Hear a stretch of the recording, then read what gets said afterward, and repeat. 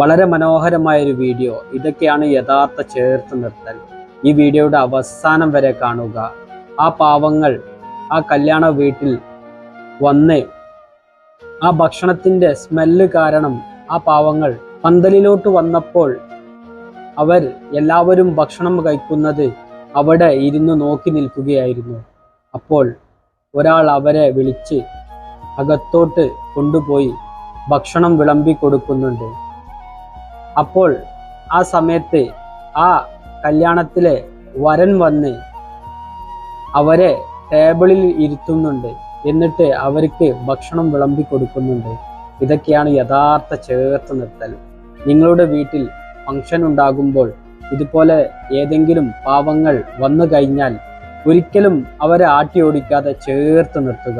ഇതുപോലത്തെ നല്ല വീഡിയോകൾ മറ്റുള്ളവരിലോട്ട് ഷെയർ ചെയ്യുക. ഇതൊക്കെ എല്ലാവർക്കും ഒരു